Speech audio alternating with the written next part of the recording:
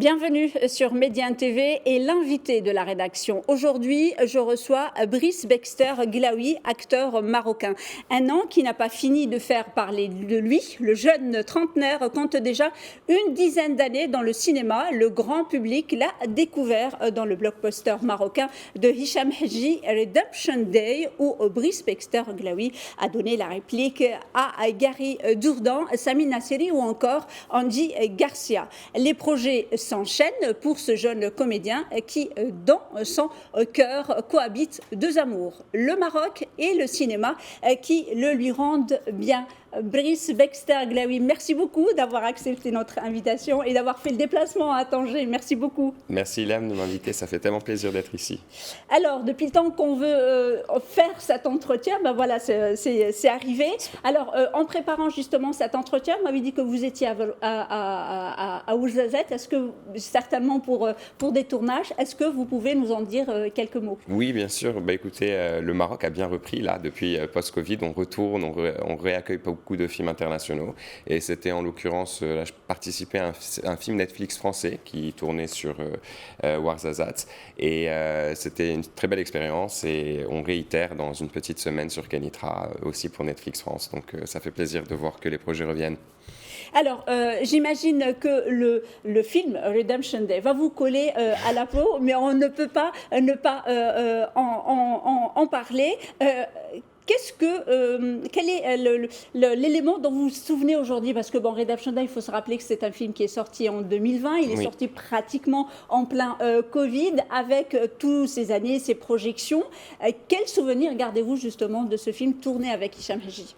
Écoutez, j'en garde tellement, comme vous dites, ça me collera à la peau pendant longtemps. Mais en même temps, je suis très heureux qu'il me colle à la peau. C'est le projet qui m'a un peu fait découvrir au public et qui m'a permis aussi de me faire une place dans le domaine. Donc ça, j'en suis très reconnaissant. Et toujours très reconnaissant à Hicham d'avoir donné cette opportunité. Je retiens trop de trucs, Ilham. Je retiens trop de trucs pour t'en préciser qu'un. Je retiens ce que tu as très bien dit, c'est déjà ces échanges avec tous ces grands acteurs que j'avais vus en grandissant et avec lesquels j'ai eu l'opportunité de jouer. C'est ces premiers grands rôles, c'est les choses qui en ont découlé après, c'est les titres comme Rap Star de demain, toutes ces différentes choses qui ont découlé grâce à ce film. Et donc il est très, très cher à mes yeux. Alors, avant, bien sûr, Redemption Day et ce blockbuster et travailler avec des artistes internationaux de grande renommée, en l'occurrence Andy Garcia ou encore Sami Nasseri, mais je sais aussi que vous avez côtoyé DiCaprio, Matt Damon, mais c'était, je pense, pendant vos années lycée. Est-ce que c'est de là que tout a commencé? Oui.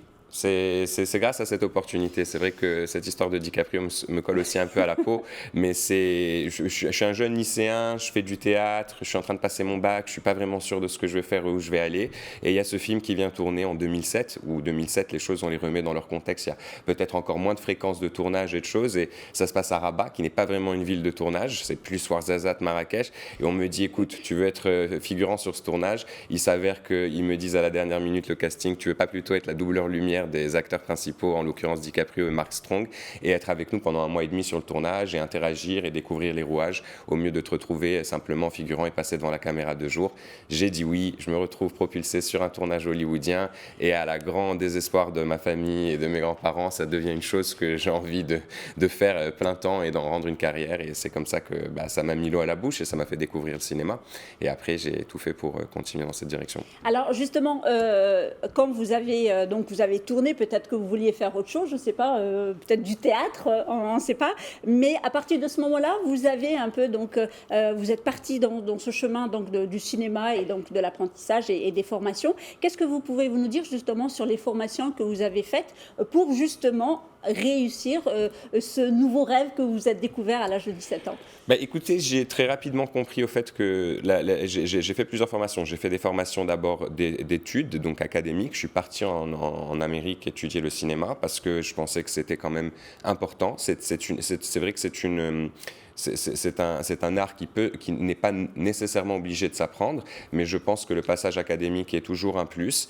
Et donc j'ai voulu aller l'apprendre et surtout aussi me concentrer sur l'époque à perfectionner mon anglais et apprendre aussi prendre beaucoup de cours de diction et d'accent une fois sur place pour pouvoir prétendre à tourner dans des films un peu plus internationaux. Parce que j'avais compris que si vous vouliez accéder à ce Hollywood, ce American Dream que tout le monde veut, il faut quand même pouvoir interagir dans leur langue. Et l'anglais, dans les années 2007-2008, devenait encore plus prédominant. Et notre jeunesse à l'époque, maintenant la nouvelle jeunesse marocaine m'impressionne, tout le monde le parle couramment et tout. Mais à l'époque, quand j'avais 17-18 ans, c'était pas encore très monnaie courante. On avait plus tendance à se retourner vers la francophonie, où c'est aussi ça fait partie de notre culture.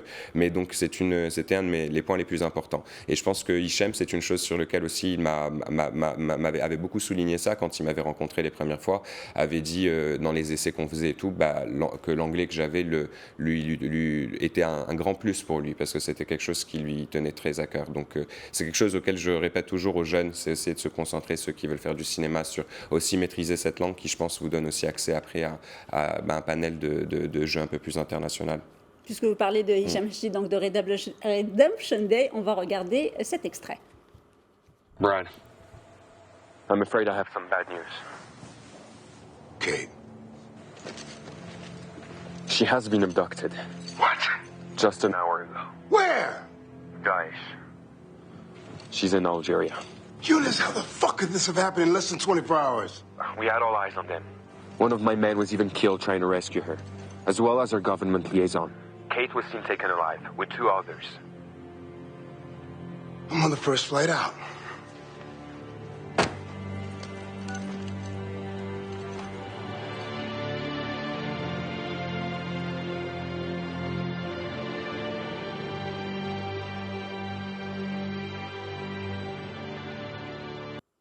Alors, à chaud, Brice Glaoui, se remémorer ce moment où on vous a donné l'opportunité donc de travailler avec Hicham Hadji et ce film. Qu'est-ce que vous en gardez? Quel est le moment qui vous a dit, bon, allez, vous vous êtes dit, c'est bon, je fais ce film? Écoutez, ça s'est fait en beaucoup plus d'étapes que ça, parce que c'est-à-dire que c'est vrai que Hichem avait préparé ce film depuis 2016 et cherchait à voir le jour, à donner naissance à ce film pendant un très long moment.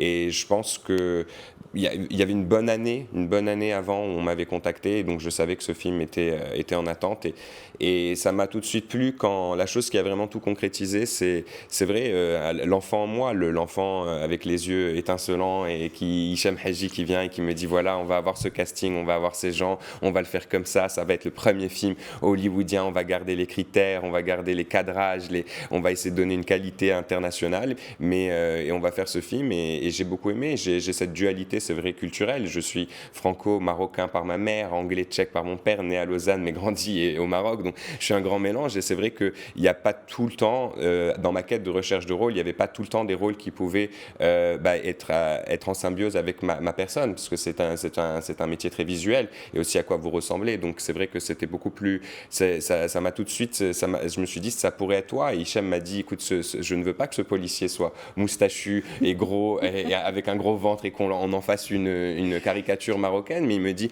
quelqu'un qui travaille pour notre BCGI ou notre DGSN devrait pouvoir, et j'en suis persuadé, s'exprimer à l'international, doit avoir plusieurs langues derrière lui, doit faire partie de ces jeunes de son pays qui doivent exceller dans plusieurs langues, dans sa diplomatie. Et il me dit ton profil pourrait être complètement celui de cette personne, parce que tu es marocain, tu as grandi ici, tu reviens dans ce pays, tu as fait des études étrangères, mais tu parles toutes ces langues, tu pourrais très bien avoir travaillé pour ton pays en tant que policier, et surtout travailler dans le moment en tant que plus loin que ça, parce que Younes Lala, je travaille pour la BCIG, et c'est carrément toutes les interactions qui sont demandées avec les ambassadeurs, comme qui est joué par Andy Garcia, ou toutes ces choses. Et je me suis dit écoute, ce rôle a l'air d'être écrit pour moi, donc merci, et je le prends. Et cette scène avec Andy Garcia, est-ce que c'était facile, pas facile? C'est vrai que ça a été la plus stressante parce que c'est vrai que c'était le monstre du film. C'était quand on l'attendait tous, de toute l'équipe technique, à Hichem, aux acteurs. On avait tous quand même assez d'appréhension et de stress de recevoir Andy Garcia. Mais il a été, et c'est même pas pour rebondir sur ce que tu dis, être gentil, ça a probablement été l'une des plus belles rencontres du tournage parce que il est d'une simplicité, d'une humilité et il a tout de suite, je pense, vu ce décalage. Il a vu que c'était un de mes premiers films, que j'étais très, stressé et dans le film, Andy Garcia. Me donne la réplique concrètement parce que je suis dans 80% du film et Andy Garcia il est dans 30-20% du film et donc j'avais quand même peur et je voulais tenir la route. Je lui ai posé toutes les questions que j'avais à poser, lui dire et j'étais aussi honoré qu'il ait pris un rôle où il avait vu au préalable que je jouais le second rôle principal et qu'il avait un peu vu les extraits ou les choses qu'il pouvait voir de moi et qu'il s'était dit écoutez on va se lancer avec cette équipe marocaine et avec tous ces jeunes et il a été comme un oncle, comme un père dans toutes ses attitudes, dans toutes ses façon de rassurer et même dans ses au revoir et dans ses bonjours. Alors comme je le disais, donc le Dabshedai est une étape dans votre carrière. Alors aujourd'hui, quand on vous appelle pour des castings, on vous propose des scénarios, on vous propose des rôles, vous faites partie d'une nouvelle génération de comédiens. On va dire la concurrence est quand même assez rude. Comment vous travaillez aujourd'hui dans le choix des scénarios, dans le choix des réalisateurs ou de l'équipe avec laquelle vous allez travailler? Ben écoutez, c'est vrai que j'essaie de garder un peu cette optique. Je suis pour l'internationalisation de nos récits, l'internationalisation de nos histoires. Et c'est vrai que je pense que loin de moi l'idée de ne pas devoir jouer en Darija ou jouer aussi dans des projets complètement différents et moins, on va dire, action, moins hollywoodien et dans la plus de profondeur. Je suis totalement pour ce genre de projet. Mais c'est vrai que quand on me contacte beaucoup au Maroc et aussi de par, je pense, ce parcours, j'ai tendance à essayer de prendre ces nouveaux projets ou de travailler avec ces réalisateurs de cette nouvelle génération qui ont envie de voir leurs films un peu plus internationalisés. Donc on a, je sais pas, pour vous citer, on a ce film qui devrait bientôt sortir à Thoman, qui est fait par Anwar Muntassim, qui est aussi un film, va être un récit marocain, tout se passe au Maroc, mais ce film cette fois-ci est en français. On a Samina Seri, Doudou Masta, Sarah Perles qui joue dedans, Youssef Agdim qui est notre grand chanteur, l'artiste, et on s'est tous réunis dedans. Et ce film va être plus, je pense, projeté dans la francophonie française, belge et tout, mais on veut que ces histoires soient racontées à un public international. Et donc, bien sûr, Abdelrahman Tazi, notre grand cinéaste, nous avons fait un film sur Fatema Mernissi, et il n'y a pas plus que culturel, plus ancré dans notre culture, et c'était du Darija soutenu de Fassi, et donc j'ai participé, donc joué Abdelrahman Tazi dans sa jeunesse dans le film, et ça me fait plus que plaisir quand un projet me parle de la sorte de travail dedans, mais c'est vrai que j'ai tendance en ce moment à ouvrir mon oreille un peu plus à tous ces jeunes qui ont envie de on va dire, internationaliser leur récit. Avant de poursuivre, on regarde cet autre extrait. And I see as a first step that we give him the time to get intel on the ground. We all agree negotiation is out of the question. The leader's name is Jafar El-Hadi. He's been on Interpol's radar for a couple of years now. Fitz, brief us. What do we know about it? Well, El Hadi is French of Algerian origins. He's a wealthy businessman. He likes money. He likes his picture in the paper. He was radicalized 2 years ago, bankrolled 2 attacks in Paris. He has the means to have a self-sufficient operation, gather followers, and buy weapons. We think he's ISIS-inspired. He wants their attention. Alors, Brice Baxter, donc Glaoui, donc on vient de voir un autre extrait, donc, et c'est une des scènes justement avec Andy Garcia. En préparant un peu cet entretien, donc j'ai un peu lu ce qu'il y avait dans la presse qui a été écrit. Bon, en tout cas, il y a des centaines et des centaines d'articles. Vous avez fait le choix, vous le dites et vous le répétez, de travailler avec le cinéma marocain, alors que vous auriez pu également, de par les langues que vous parlez, mais également les nationalités que vous avez, travailler aussi à l'international, mais vous portez ce pays dans votre cœur. Que je rappelle, Glaoui, vous êtes le petit-fils de Hassan le Glaoui. Vous avez une tante aussi qui est la fondatrice, Touria Glaoui, qui est la fondatrice donc, de la foire d'art contemporain. Vous avez grandi au Maroc, étudié au Maroc, mais vous avez fait ce choix de travailler avec le cinéma marocain. Comment expliquez-vous ce choix ? Écoutez, parce que comme vous venez de le dire, c'est de par le fait que j'ai grandi dans ce pays, du fait que j'ai été élevé par mon grand-père qui a fait office de père vraiment, et ses tantes qui m'ont tout élevé aussi. Et en revenant de mes études, c'était le choix logique à faire. Je voulais être proche de mon grand-père qui est décédé en 2018 et j'ai fini mes études en fin 2016. Donc j'ai eu la chance de revenir et de profiter de lui quand on a encore quelques années avant son départ. Et c'était une personne qui a une très belle vie, très longue vie, mais je savais que le temps était compté. Vous savez, quand vous avez 93, 94 ans. Donc, ça a été, je pense, un choix émotionnel qui a été fait aussi de revenir au Maroc. Et automatiquement, n'oublions pas, pour boucler la boucle, que comme on a dit, DiCaprio à 17 ans tournait sur des tournages au Maroc. Tout me paraissait logique. J'avais commencé ici, j'étais allé prendre mes formations à l'étranger. Je suis d'une famille artistique au Maroc qui s'est concentrée sur l'art et la culture. Et donc, les choses s'emboîtaient, les choses me paraissaient logiques de moi de réessayer ici. Et donc, je suis venu dans un premier temps, c'est vrai, pour profiter des dernières années de mon grand-père. Et en revenant, ce rêve qui ne m'abandonnait pas m'a stimulé à contacter toutes ces différentes personnes dans ce domaine. Et c'est comme ça que j'ai contacté nos grands producteurs, de Zakaria Alaoui à Khadija El Ami, à Hicham Haji, et que j'ai mis le pied à l'étrier. Et je dois dire que tout le monde m'a accueilli les bras ouverts. Je suis venu, j'avais fait mes formations, j'avais déjà du matériel à montrer, des choses à faire. Et ils savaient que le Maroc était ma patrie et que j'y revenais, que j'avais envie de commencer ici.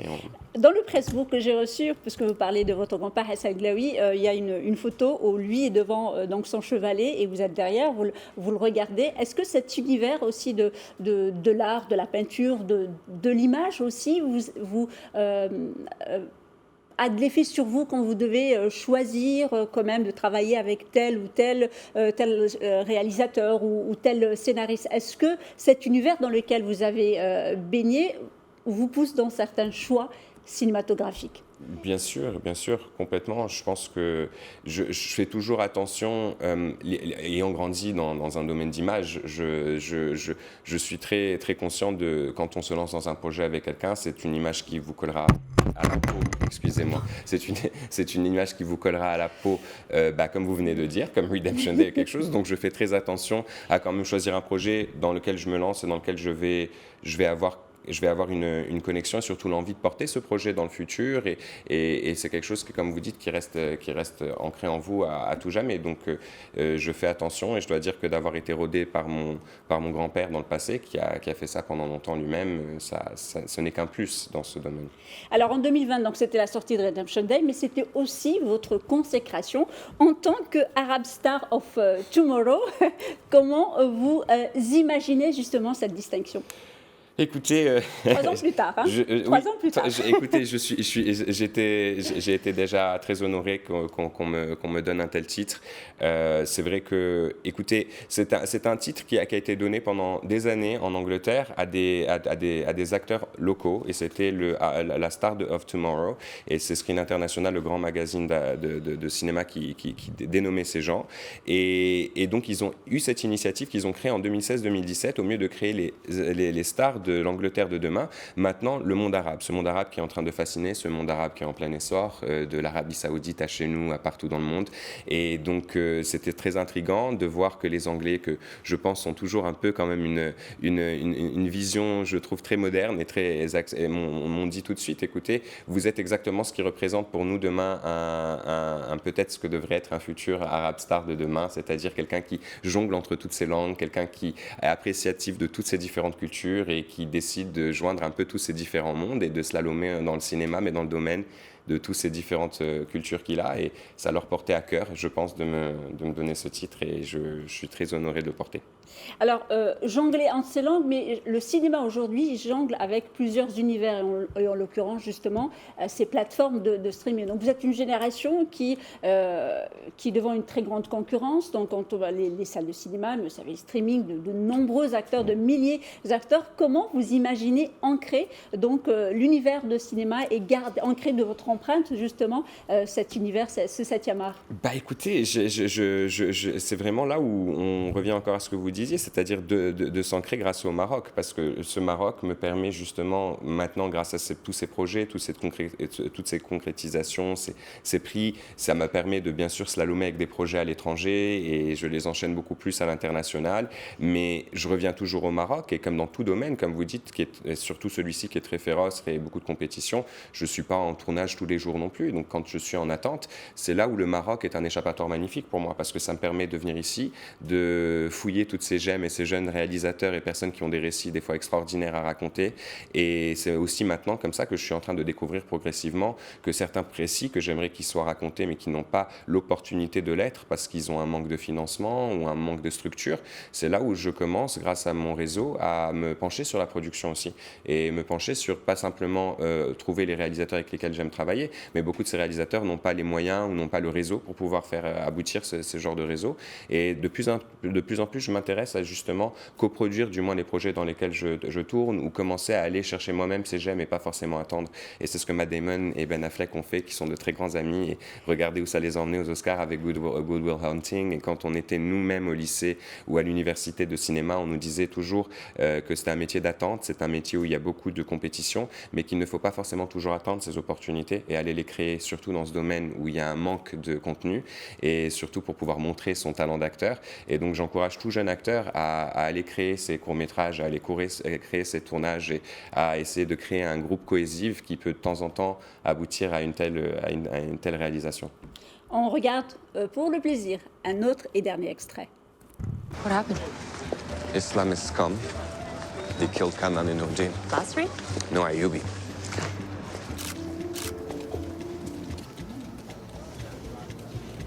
Any suspects? After the victims were ID'd, you were my first suspect. Well, maybe you should have me take a polygraph test, just to be sure. It has to be the work of Islamists. Both of them were not exactly pious. Hey. How's your dad? I mean, since he lost his job, he's not the same. You don't think it's Islamist, do you? I mean, even if it's Islamist, that woman is by herself in the woods with a stranger, and I just want to go check on her. Yeah, I also thought about what that kid told you. I think your instincts could be right. Just gonna get my jacket. On vient de voir donc un extrait du film de Modérateur, donc c'est ça, donc bien sûr vous jouez bien évidemment. Et est-ce que vous pouvez nous dire un petit mot sur ce film? Oui, écoutez, c'est un film qui est, vous savez, depuis 2 ans, vous l'avez dit plus tôt, malheureusement on a eu les arrêts des salles, donc les 2 films d'Hicham Haji, en l'occurrence celui-ci est réalisé par Zolfa Siferi et produit par Hicham Haji, et Redemption Day a été réalisé et produit par Hicham Haji, et ces 2 films sont donc partis directement sur les plateformes parce qu'il y avait le manque de salles. Et donc vous pouvez le trouver sur Amazon, sur Apple depuis cet été, depuis donc l'été 2022. Et écoutez, on l'a tourné juste post-Covid, en octobre 2021, juste après le Covid. Et on a tout donné, en octobre 2020 même, je pense. Et on a fait ce film tous ensemble, parce qu'il y a quand même Gary et Robert qui sont revenus après Redemption Day, après avoir travaillé avec nous. Et ça devait être juste un petit projet qu'on faisait tous ensemble comme ça, tourner pendant le Covid, pour pas se tourner les pouces. Et il s'est avéré qu'après, producteur à gauche en Amérique a voulu l'acheter, les gens ont voulu le lancer, et donc on a tout de suite dû, le rendre encore plus, sérieux et tout, et c'est devenu en l'espace d'1 mois un film qu'on allait faire ensemble tous ici bloqués au Maroc, en un film encore hollywoodien, et qui se retrouve donc sur ces plateformes. Mais j'espère que le personnage de policier et de flic ne va pas vous coller à la peau. Souhaitez-le moi, mais pour l'instant, j'ai l'impression qu'il revient souvent. Et dans toutes les langues dans lesquelles je joue, il a tendance à revenir en ce moment. Mais écoutez, ça me fait plaisir de jouer les espions. C'est quand même un rêve de jeune garçon de pouvoir être pris pour un James Bond. Alors, comme il nous reste un peu de temps, quelques minutes, Brice Baxter-Glaoui, quels sont un peu le genre de films que vous aimez voir? Écoutez, c'est avec le temps, j'étais jeune, j'aimais beaucoup voir toutes les choses fantastiques qui incorporaient beaucoup d'effets spéciaux et de combats. Mais avec le temps, je trouve que le cinéma est d'une puissance pour passer aussi des messages au monde. Et je le réalise, je l'ai toujours réalisé, mais je le réalise d'autant plus. Et j'ai un attachement particulièrement fort en ce moment pour toutes les histoires vraies. Donc tout ce qui est based on a true story ou histoire vraie. Et j'aime beaucoup le documentaire, de plus en plus aussi.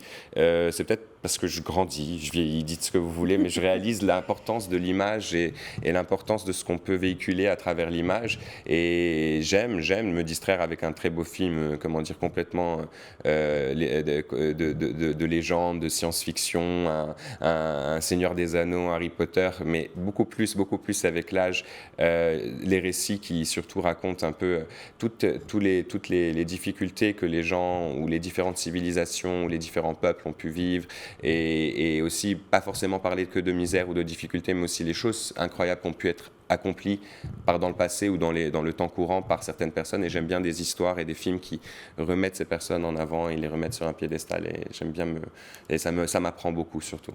Alors, une toute dernière question, justement, pour revenir un peu à vos projets. Vous l'avez dit au début, vous étiez à OJZ, vous allez tourner bientôt. Comment vous imaginez un peu votre vie dans 5 ans, 10 ans en tant que...